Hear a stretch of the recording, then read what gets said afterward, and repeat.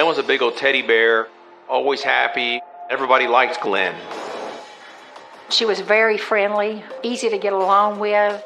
She obviously was very into Glenn. And she was also kind of a police groupie. He truly loved her. Glenn and Lynn's wedding was quite strange. We knew that something terrible had happened. We just didn't know what, how, or who. He had said to me, "Archer, you're watching too much TV." I was like, "No, I'm telling you, there's something to it. There's something to it here." They assured us there was nothing fishy, nothing dirty going on. Everything was legit. These people are out there, and we come across them every single day, and it's just whether or not we choose to ignore the red flags. Everything pointed to natural causes, but still you're always wondering, what if it wasn't? I mean, lightning strike twice in the same place? No way. Impossible.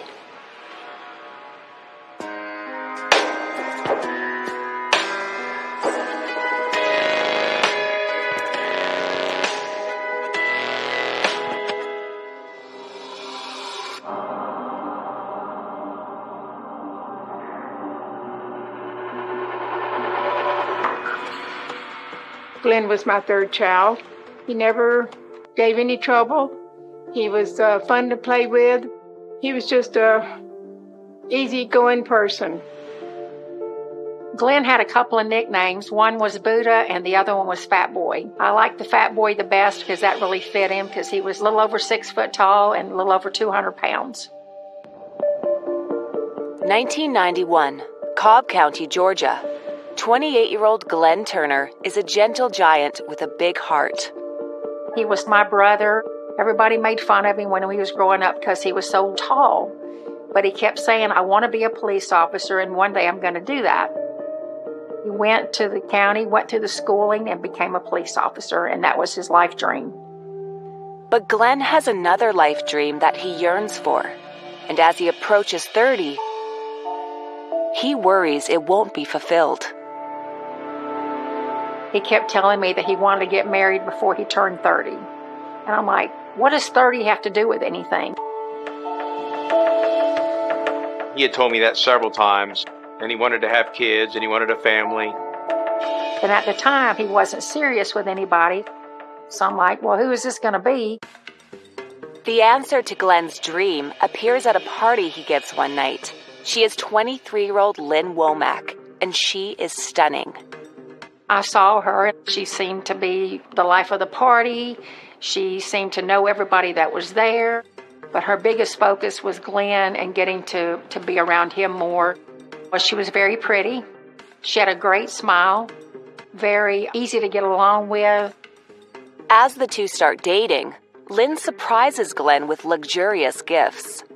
He was bragging to me that Lynn had bought him these new wheels for his truck and how expensive they were. Lynn had bought him some cowboy boots and how expensive they were.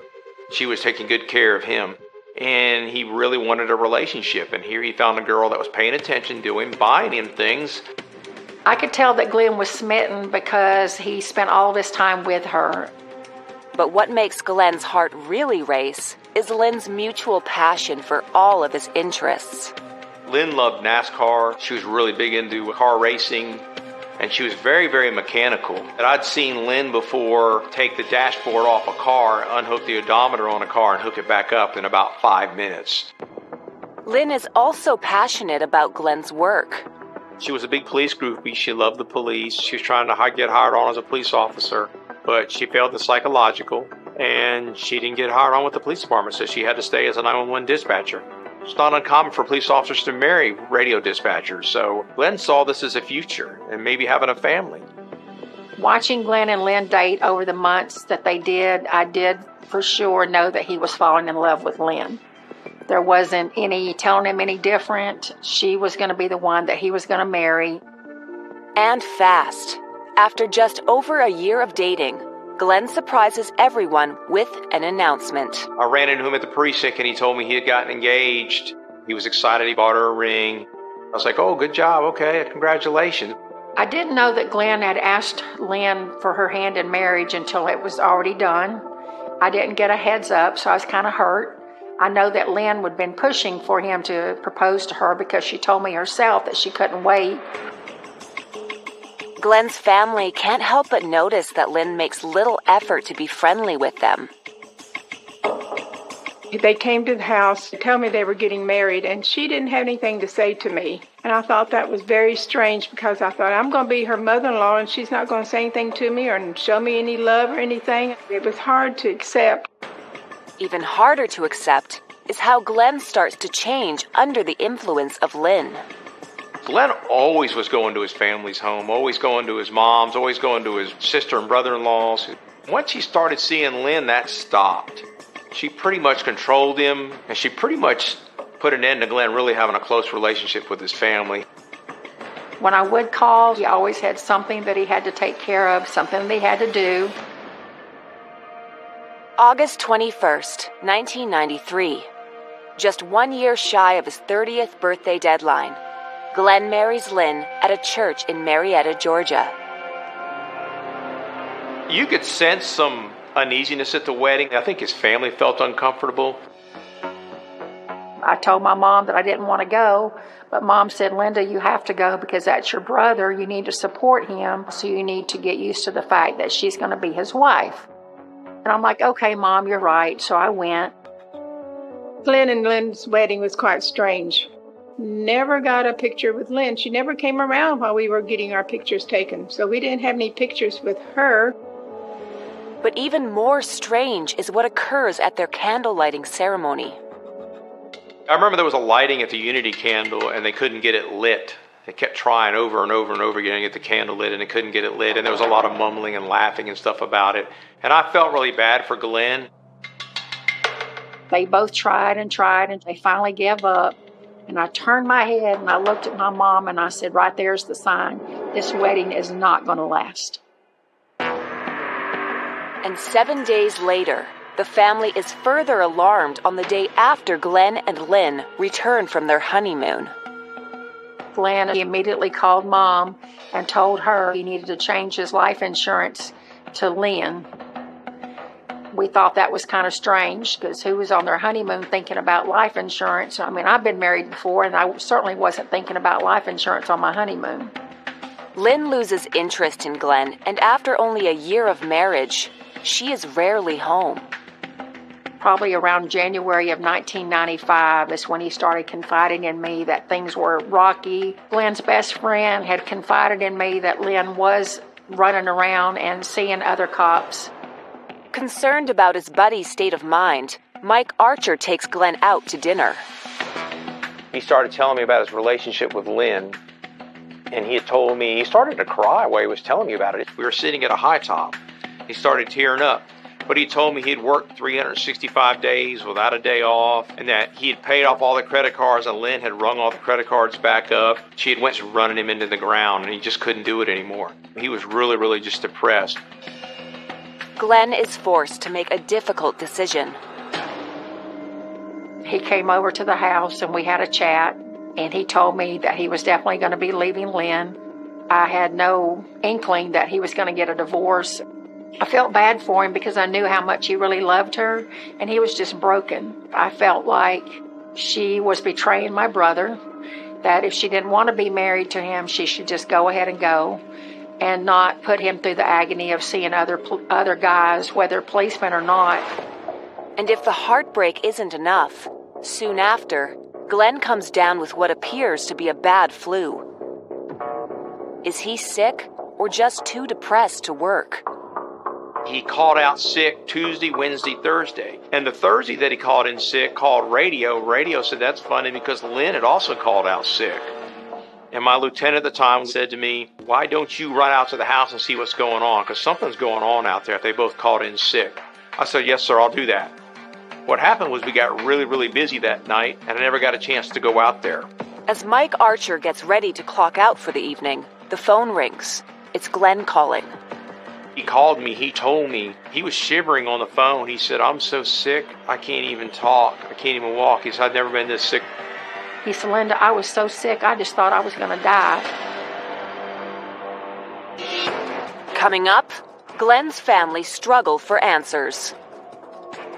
My mind couldn't wrap around it, and I thought, he must be teasing. And I said to myself, no, he can't be teasing about this. And I got a phone call from my co-sergeant. He said, "You need to sit down. I'm going to tell you something very important." And I immediately went, "No way, no way."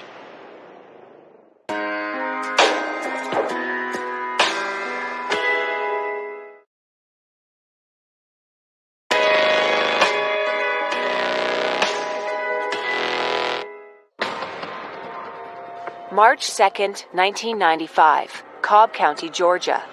Police officer Glenn Turner fell under the spell of his wife, Lynn, only to find she was running around on him soon after their marriage. But now he is dreadfully sick in bed, and she has come to his side. They told him at the ER to go home and eat some Jell-O. Of course, if Lynn made Glenn Jell-O, Glenn would see that as a comforting thing, like a loving thing, that she's actually making something for him to get him better. I talked to Glenn, and he said yes, he was really sick. And he thought he had the flu. I'm like, okay, just checking on you. He said, Linda, I was so sick, I just thought I was going to die. But Glenn insists he is on the road to recovery. We talked just for a minute, and he said, "I'm feeling a little bit better, and I'll let you know if I'm going to work tomorrow." I thought, "Okay, Glenn, let me know." I went home, went to sleep. And then I woke up early in the morning, and I got a phone call from my co-sergeant. And she goes, "They found Glenn Turner dead in his bed this morning." And I immediately went, "No way, no way." Glenn's supervisor gives Kathy Turner the bad news. He said, "Glenn's died." I said, "What do you mean?" My mind couldn't wrap around it. It was the absolute worst day of my life ever. Very worst day. I couldn't imagine what my life was going to be like without him. Was Glenn so devastated over his broken marriage he has taken his life? Cobb County Homicide Detective Charles Mazaregos arrives at Glenn and Lynn's home to investigate. I proceeded to go into the bedroom where I saw Officer Glenn Turner laying there on his side, and he was obviously deceased. I think everybody was sad because we had lost one of our officers. I was very adamant when they told me that. I said, "I think she did something to him. I think Lynn did something to him." Mike had been distrustful of Lynn Turner when he discovered she was fooling around on Glenn before his death. One of the red flags was that I had another officer tell me that he had seen Lynn driving into another apartment complex and saw her get out of a car and go into another officer's apartment and was in there for hours. But there is nothing to indicate that Glenn's death was anything but natural. There was no marks, no injuries, no head trauma, no bullet holes, knives, cuts, anything like that. It all seemed fairly peaceful. Peaceful, except that hours earlier, Lynn says Glenn was so sick he was hallucinating. She said that he acted like he could fly and was going to jump off the back porch. And I'm like, what? She said, he just went crazy. Lynn Turner seemed to be truly concerned about her husband. There was some Jell-O in the refrigerator, and there was a spoon there in the bedroom because she told me that she'd given him some to eat. Later on in the morning, she went to the store or something. When she returned, she couldn't wake him up, and that's when she called 911. The Cobb County medical examiner conducts an autopsy and rules out foul play. The cause of death was ruled as natural because he had an enlarged heart, and that this has caused him to pass away. I had told numerous people that I always suspected that she had poisoned Glenn or done something to him. They reassured me that they were going to look into it, not to accuse another employee of killing a police officer, not to worry about it. They were doing their investigation. They would look into it. And I said, okay, yes, sir, that's what we'll do. I did get a call from the captain in Crimes Against Persons that they did the autopsy. They didn't find anything. And so I accepted it. In the face of such definitive results, Glenn's family can do nothing but mourn his untimely death. I wanted the funeral right away. He died on Friday, and I had his memorial on Monday. I just couldn't handle it any longer. The night of the viewing, Lynn was laughing, cutting up. She had some of her friends there. She was giggling and laughing. I'm sitting there bawling my eyeballs out because this is my brother that's gone, and you're back there laughing and thinking stuff's funny. Nothing's funny about this. During the service, Lynn continues to attract attention. She was sitting with another officer at the funeral, and they were very close together and holding hands. Kept seeing her, putting her hands on him and just, flirting with him. And I thought, she's at her husband's funeral and she's acting this way. What in the world is she doing? From the church to the gravesite, she'd actually called the life insurance company to start the process to collect Glenn's money, his life insurance. She was like, in a hurry, let's get things done, let's get this moving on. She come by me and she's like, I got to get the hell out of here. And I just looked at her and I'm thinking, this is the last time we're going to see him. Why are you wanting to leave now? It's not even over. After Glenn is laid to rest, Lynn leaves Cobb County with no forwarding address. Didn't know where she was. She never reached out to our family, say, hey, is everything okay? We met at the gravesite to celebrate Glenn every year. She never came to any of the celebrations. I'd heard that she was pregnant and having a baby by a fireman in Forsyth County. And the rumor was it was a fireman that she had been seeing right after Glenn's death. And his name was Randy Thompson. Then, pure happenstance leads to a startling revelation. Mike Archer had taken off from the county and decided to work for a car dealership for a while. And he got a phone call to rent a car for a funeral. He did some investigating and found out that Randy Thompson had died. I immediately got on the phone, started making phone calls. I'm like, you got to be kidding me. And they're like, no, and Lynn's the key factor. I'm like, well, how did he die? What the hell did she do? And they said, we don't know, but she was the last person that had saw him. We knew that something terrible had happened. We just didn't know what, how, or who.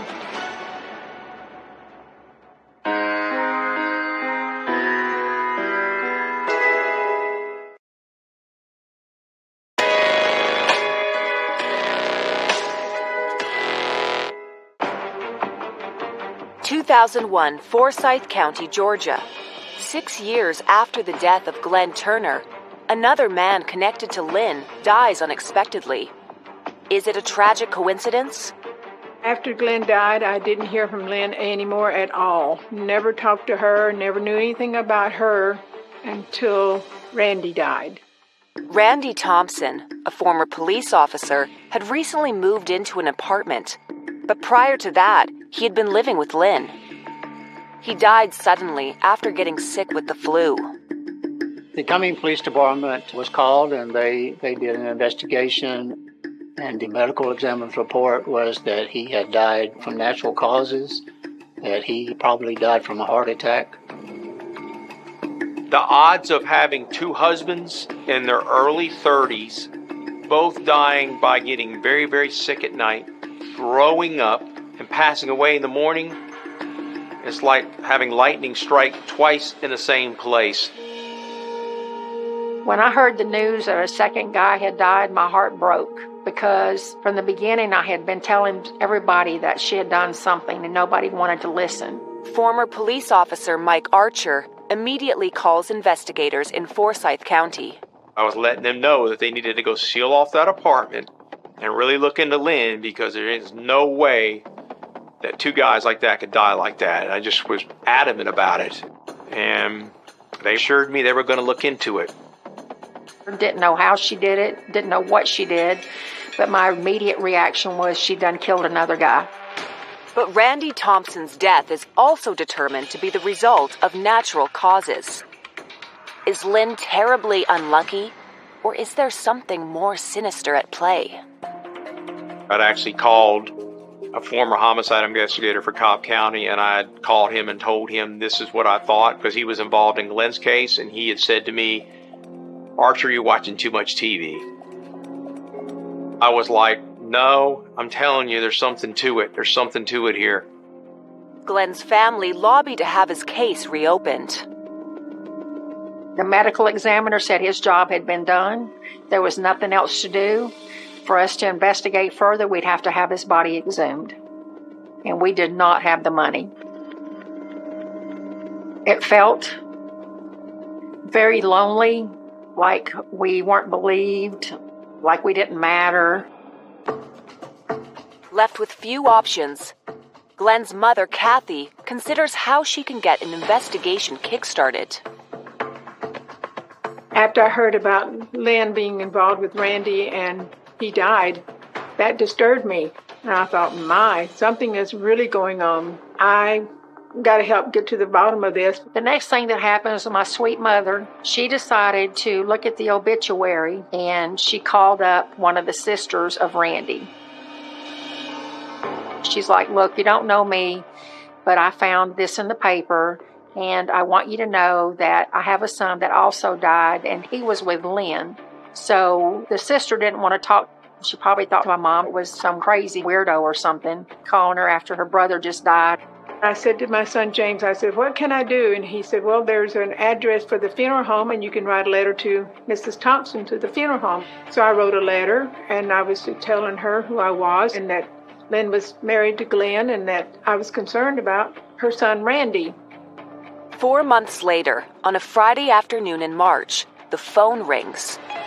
It's Randy's mother. My mom and my brother went down and met the Thompson family, and they started comparing notes. Randy was a firefighter, Glenn was a policeman, so they both were last seen with Lynn. She was the one that came back and found both of them. They both were found only in their underwear, Randy on the couch and Glenn in the bed, and they were both died alone. And also alarming, Lynn had been involved with Randy while my brother was still alive, and she had told them that she was a widow. Had Lynn killed Glenn to be with Randy? On February the 18th of 1995, Lynn and Randy went to the Daytona 500 and spent the weekend in Florida. When they got back, it was shortly after that Glenn started feeling a little under the weather, and by March the 2nd, he was sick enough that they took him to the hospital. Glenn died on March the 4th, but on March the 10th, she actually moved into an apartment in Forsyth with Randy. So 6 days after the death of her husband, she's living with another man. And just like she had done with Glenn, Lynn indulged Randy with expensive gifts. Expensive cowboy boots, gold bracelets, expensive clothing. She and Randy, just like she and Glenn, did take a cruise shortly after she had moved in with him. Had the cruise, came back and took a limousine back to the apartment where they were living, and Lynn paid for all of it. She was able to go to Forsyth and lure Randy in by taking him on trips, buying him gifts, and showing Randy she had a lot of money. But the money that funded Lynn's romance with Randy came from a suspicious source. Most of the money was coming from the money that she inherited from Glenn's death. The Turner and Thompson families now take a united stand. The two families then decided to get together and go to the police officers and make it known that, we've got two guys here, same common denominator, and something has happened. Some of Glenn's buddies got together and started talking and trying to get somebody to listen to us to say, hey, y'all need to pay attention. We got two guys that died the same way.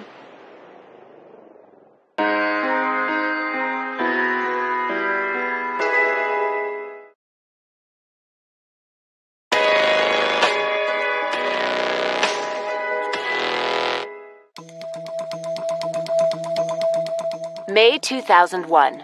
The families of Glenn Turner and Randy Thompson believe it is no coincidence that the two men died in the same way while romantically involved with Lynn Turner. They lobby Forsyth County to do a second autopsy on Randy Thompson. The medical examiner, after hearing the family's concerns, decided to take a second look at the tissue samples that had been collected from Randy. Will they find evidence to support their suspicions that Randy is in fact a murder victim? They noticed there were some oxalate crystals in his kidneys, and I believe his liver also, that were not supposed to be there. Oxalate crystals are what happens in your body when your body tries to process ethylene glycol. Ethylene glycol is contained in antifreeze. So that means that he died from ethylene glycol poisoning. It could be a possible homicide. Now the case heats up. The Georgia Bureau of Investigation steps in, and Randy's death becomes a homicide investigation. The Georgia Bureau of Investigation is primarily an assisting agency. We work for the state. Every part of the investigation that we did and everyone we talked to, it seemed to be taking us right back to Lynn. She became our chief suspect. We started the investigation by talking to one of Randy's best friends at the fire department. If anyone knew about what was going on in Randy's life, it would be him. Randy's friends believe he was happy with Lynn during the early years of their relationship. I think he did fall in love with her, too. She spent a lot of years with him, had 2 children with him, but they never were officially married. The reason she didn't marry Randy was because she would have lost her death benefits with Glenn. As with Glenn, Lynn had designs on Randy's future death benefits from early on. Lynn insisted that he get an extremely high insurance policy and name her as beneficiary, and she was quite adamant that he do that. As time goes on, the relationship deteriorates along with their funds. They spent a lot of time arguing. Randy spent a lot of time sleeping on the sofa or sleeping at the fire department. He had moved out from their home and moved into an apartment. Looking into Lynn's financial situation, she had numerous credit cards. They were all maxed out. She was in pretty bad financial shape and had made a statement at one of the bank's branch offices that she would get it taken care of soon. Was Lynn planning to get a windfall from Randy's life insurance? January 19th, 2001. Randy had plans to hang out with a friend from the fire department, but cancels at the last minute after getting a surprise call from Lynn. She wanted to go out for dinner. He went back to her home, and he spent some time there before returning to his apartment. After he went back to his apartment, Randy started becoming ill and talked to his friends, and they eventually took him to the hospital. And they thought he was coming down with some sort of flu and gave him some medications and some IV fluids and sent him home. He later contacted his mother, said that he was feeling better, that Lynn had come over and fixed him a grilled cheese sandwich and some tea. On January 22nd, a friend finds Randy dead in his apartment. As with Glenn's death, there's really nothing in the apartment that would indicate anything other than a natural death. There's no disarray, there are no marks on the body, nothing to indicate that any foul play is involved whatsoever. Now, months later, the state medical examiner has determined that Randy had been poisoned with antifreeze. After I heard about Randy dying with antifreeze, and I got to thinking, boy, this could be what happened to Glenn. State investigators agree. With this new evidence that Randy was indeed murdered, a homicide investigation is opened into Glenn's death as well. This was a turning point in both investigations. You always concentrate on the last person who saw him alive, and she seemed to be the last person who saw him prior to his death. I was notified by the Georgia Bureau of Investigations to meet with them at the Cobb County Police headquarters building. It was then that I learned that Lynn Turner was a suspect in the death investigation. They asked me a few questions about my investigation, and I told them what I knew. The ME from Glenn's case made a couple errors and mistakes, and they're going to try to correct them and get to the truth. But is it too late to find the truth? If they had just listened to us to begin with, done some more investigating, they could have found out why my brother died, and it just broke my heart.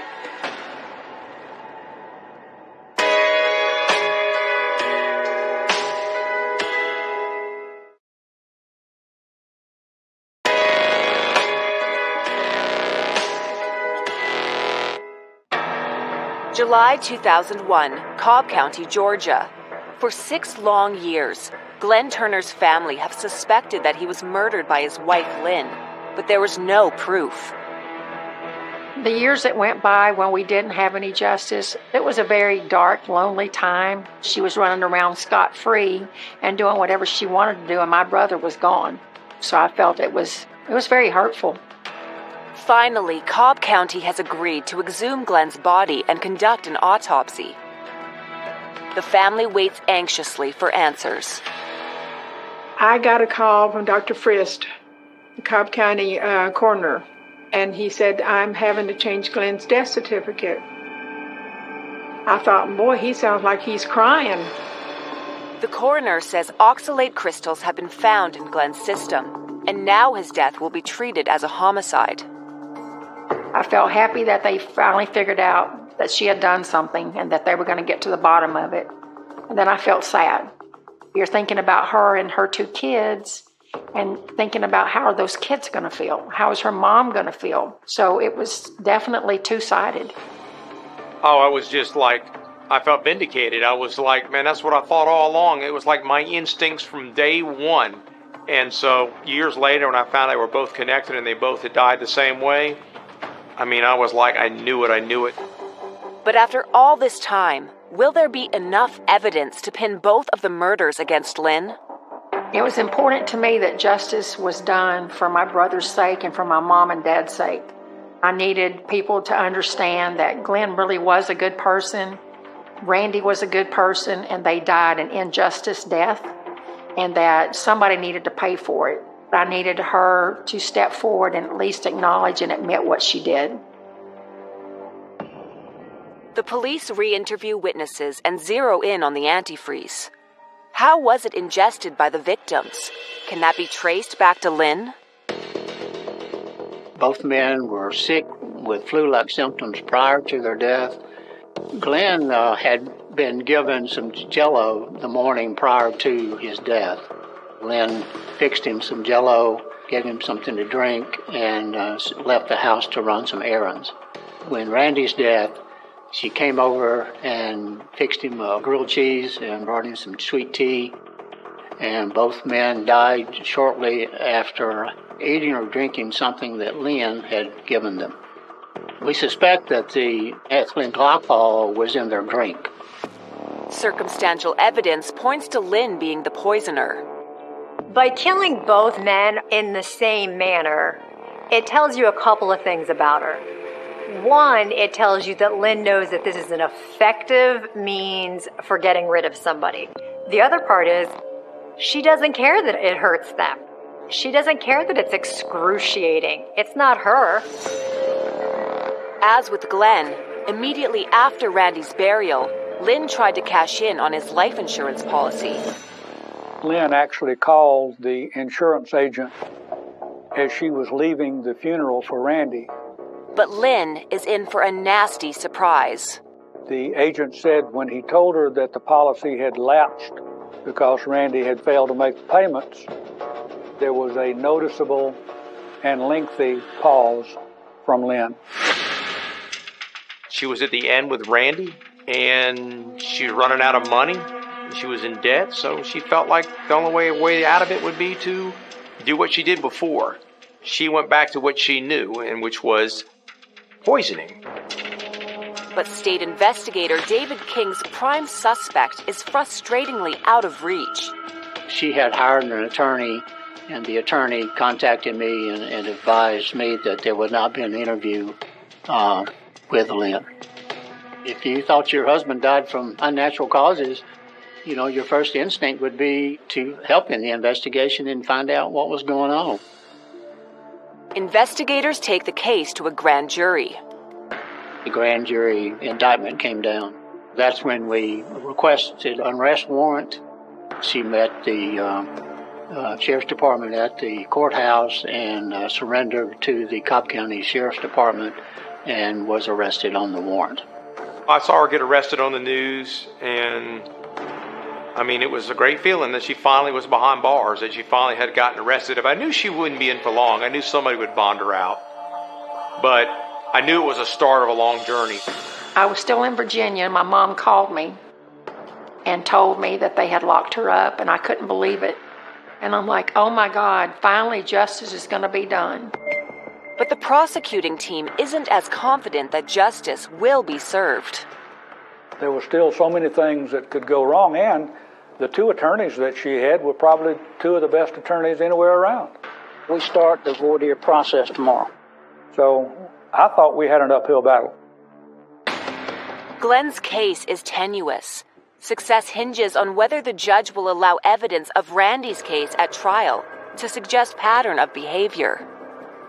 The judge took a few days to make his decision, and he wrote a very lengthy order, the bottom line of which was he allowed us to introduce Randy's death in the trial of Glenn's death as a similar transaction.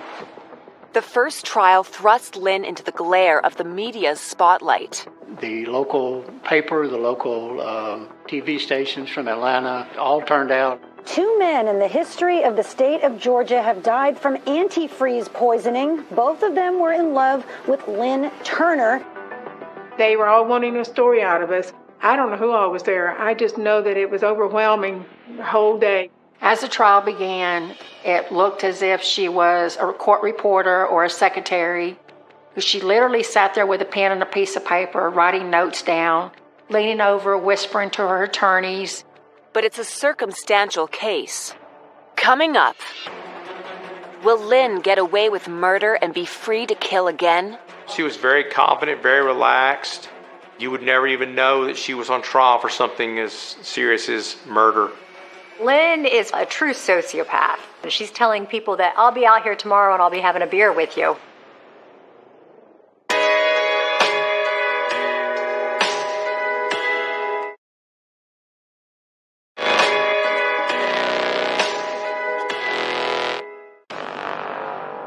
March 2004. It's the moment Glenn Turner's family have long been waiting for. His widow, Lynn, is in a courthouse in Perry, Georgia, on trial for his murder. She dressed very nicely, no handcuffs, no nothing. I remember her leaving for lunch and just smiling and laughing and talking about what she's going to have for lunch. And I'm thinking, wow, you have no clue as to what's going on here. You're just clueless.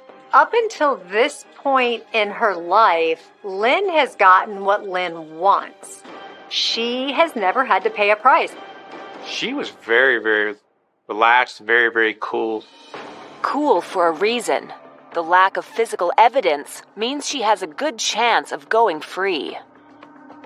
Basically, we have a body. We have ethylene glycol that has been found in both bodies, and everything beyond that is circumstantial.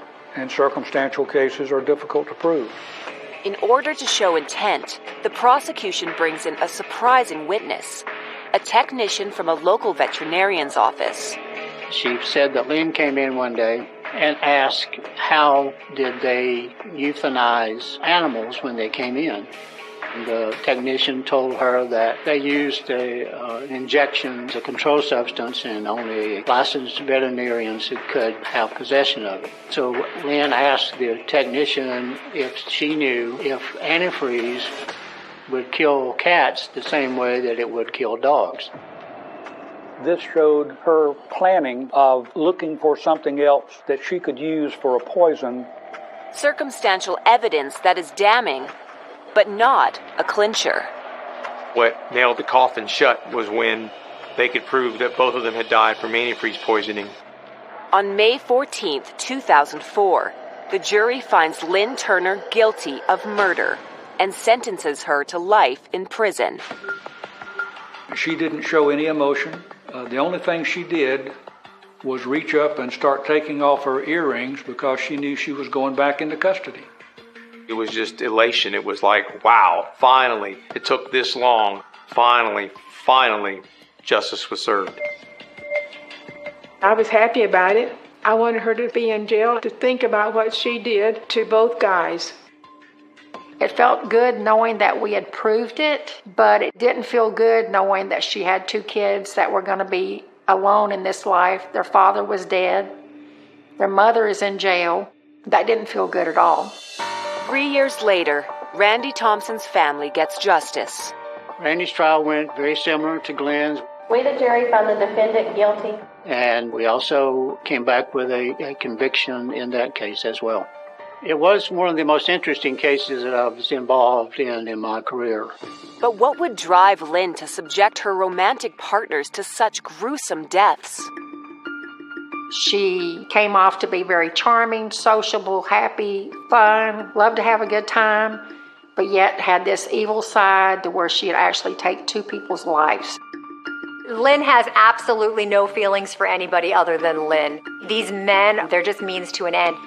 It's much better to be widowed with some money than it is to be a divorcee.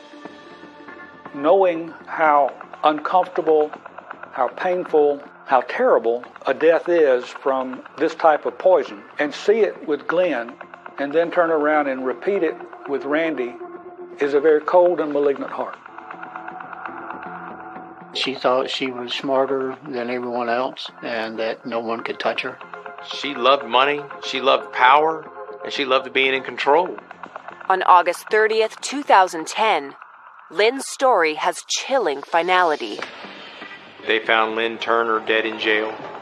Lynn Turner was found dead in her state prison cell, a death as mysterious as those initially of her victims. It appeared she had overdosed on her blood pressure medicine. I'm sure she was miserable.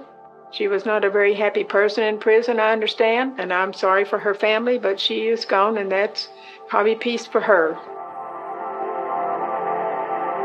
It was a sad story to begin with. I mean, I can picture their wedding at Johnson's Ferry Baptist Church, and then picture years later, Glenn dead and she dead.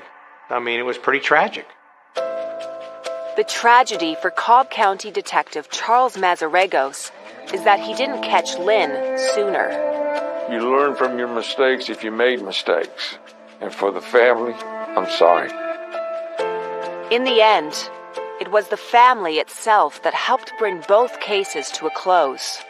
If Lynn's family had not written that letter to the Thompson family, Lynn would have killed two men and gotten by with both deaths. You know, people have an idea what evil is, and Lynn did not fit that bill. There's no way that these two men had any idea that it would happen to them. There's something about some women who just sort of have a magnetism, and she sort of had that magnetism with certain men. I mean, I would be very, very cautious with anybody you get involved with. Love many, trust few, as I've always said for years, love many, trust few. But if there's a little bird in your ear telling you something's not right with somebody, a lot of times that little bird's right, and you need to pay attention to it. Glenn's sister, Linda, has also learned a lot through the heartbreaking process. Along with grief sometimes comes hatred, and the hatred is what I had to get over, and can honestly say that I 100% forgive her, and getting over that hatred has made my life so beautiful. I have a happy, full life. I'm healthy. I have a son. I have a great family, and I am truly, truly blessed.